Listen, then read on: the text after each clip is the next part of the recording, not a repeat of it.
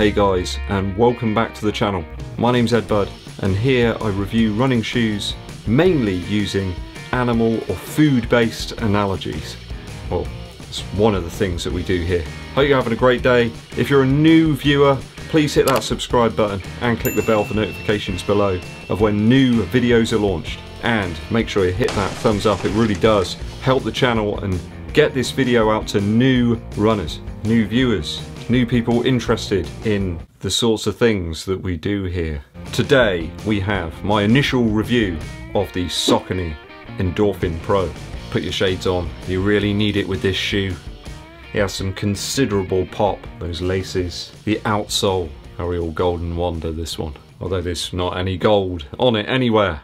Good to have this one in hand. I know there's been a few other reviews out there, but I've certainly put it through its paces today with a 10-mile run. Some quick stats for you number hogs out there. What?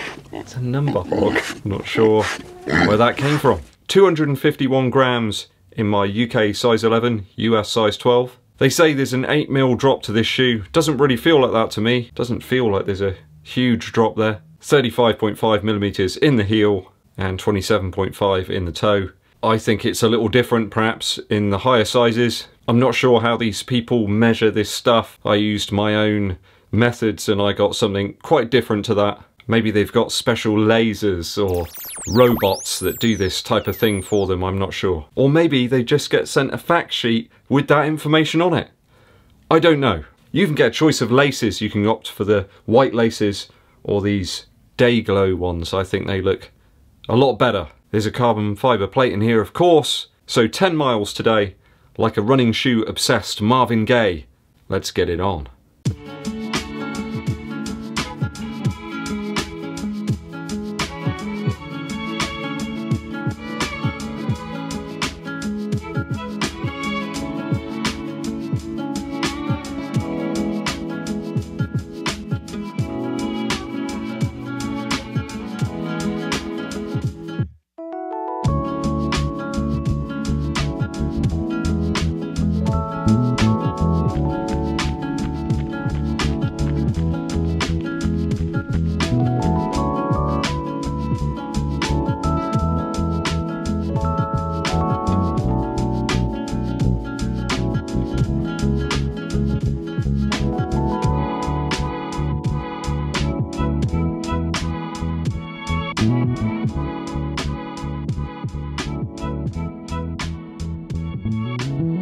So a bit of footage there. The camera seemed to malfunction about halfway through, so I dropped it back off at the house. Rather than carrying that thing around, I just wanted to run free like a lion. It was 1 mile easy today, 1 mile hard, or a harder effort.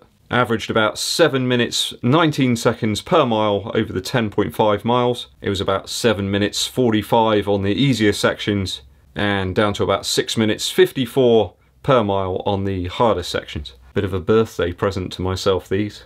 Typical test route today, which comprises of some road, concrete paths, some gravel, and a little grass. So a real variance in terrain. A proper test for a proper shoe. I guess it's got laces and like a sole and like an upper, so it's a proper shoe.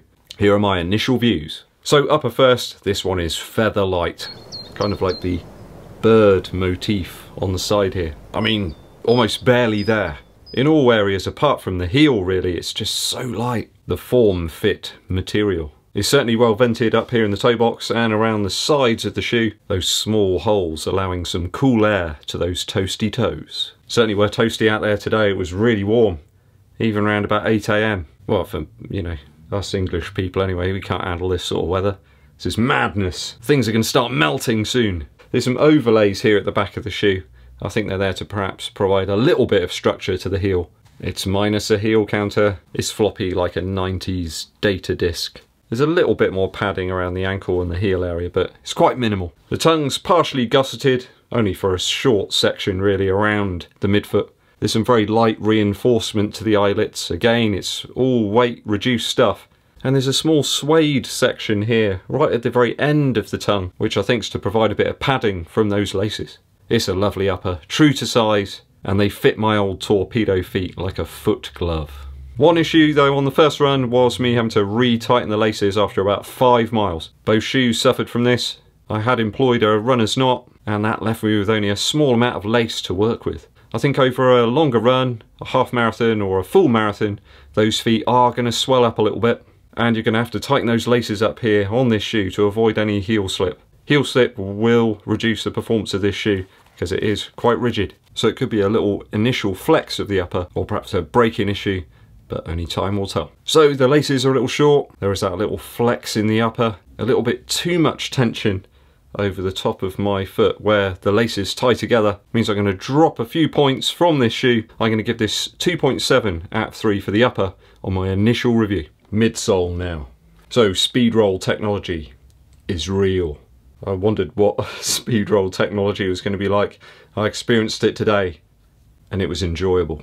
Like a midsole obsessed fox molder, I was intrigued by the substantial and very colourful midsole on the Endorphin Pro. I wanted to believe. And these white mutant wanders really did deliver. Underfoot you've got quite a firm but forgiving feel. It feels quite fair when you've got like a referee in a football or soccer match and you can see they're trying to do the right thing. They're firm, but they're fair. That's pretty much what this shoe's all about. Don't expect Triumph 17 type squish here, guys. You'll be sadly disappointed. It's quite responsive really, but subtle in its cushion. The Power Run PB material used here in the midsole is super light. You're certainly reaching for the light mayo rather than the full fat stuff here. I'd say it's close to the Carbon X in feel, but way more forgiving on foot. When I first put it on, I thought, ooh, this is going to be a little firm. But within about a mile, I was really enjoying myself. Perhaps a little too much. What I meant is I was going a little faster than I should have been going for a warm-up mile.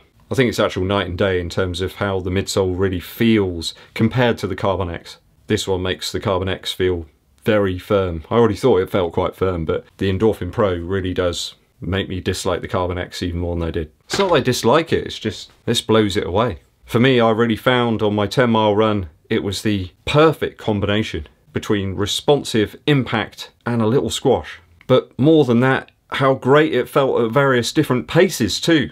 It was an absolute winner for me today at paces anywhere between about 8 minutes a mile up to 6 minutes 30 per mile. And as you move up through the gears, it just feels really effortless. You can just pick up the pace really quickly.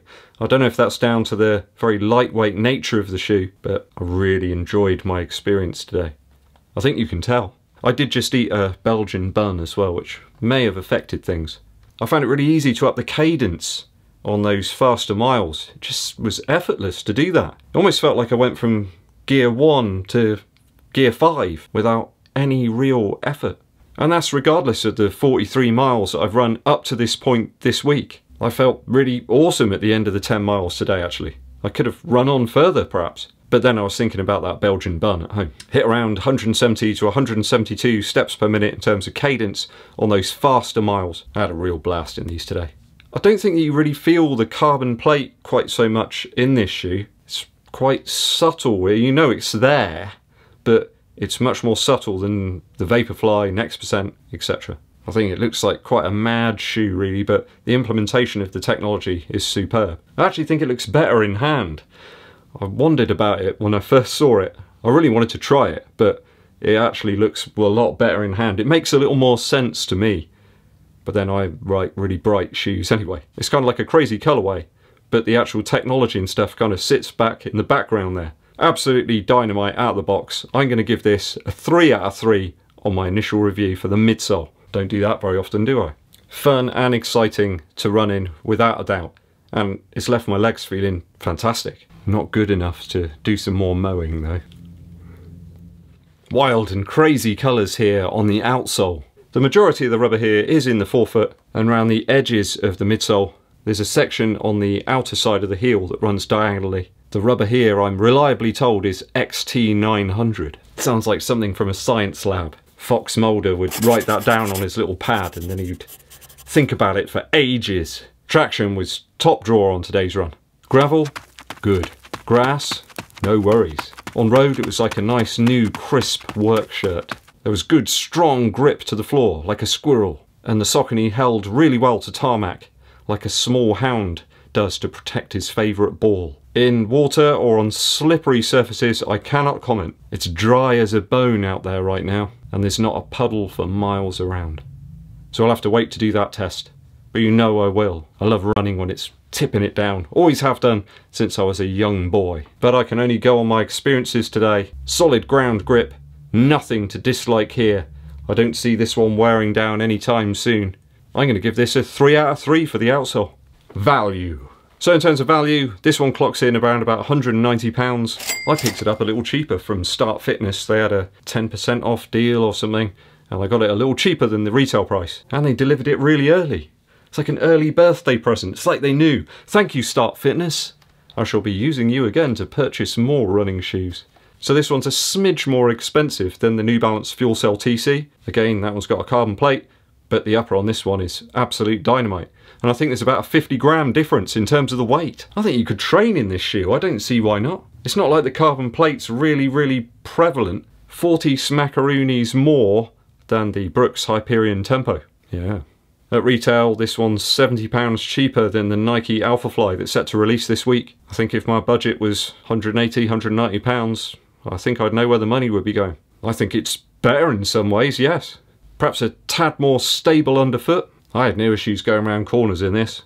I don't know whether I was just having so much fun I didn't notice it, but I really did enjoy myself today in this shoe. I think the upper on the Alphafly is still better. I do prefer that. This did feel like I was in a low-to-the-ground race car, whereas the upper on the Alphafly perhaps is a little more like a very well-built Mercedes. I didn't get any discomfort on the top of my foot in the Alphafly on any of my runs so far, so I think it does have a slightly better upper. This is a really strong offering from Saucony. I think this one's going to appeal to a lot of people due to the slightly more reasonable price. And I say slightly more reasonable, still a lot of money for a running shoe. I think it feels better at a variety of paces than the Alphafly does. And the overall quality of the shoe is really good. There's no glue marks and stuff. It just feels like a really quality item. So £190 for a race shoe, some serious dough. But I feel it's the closest competitor to the Nike Vaporfly Next Percent and the Alphafly Next Percent. Right, it's obviously way cheaper than both of those shoes. You could in fact purchase yourself a pair of these and then a pair of Energy 2s from Reebok for the same price as like a Next Percent. So in terms of value, I'm going to give this one a 2.8 out of 3. Gives us a total overall score of 11.5 out of 12. Oh yes.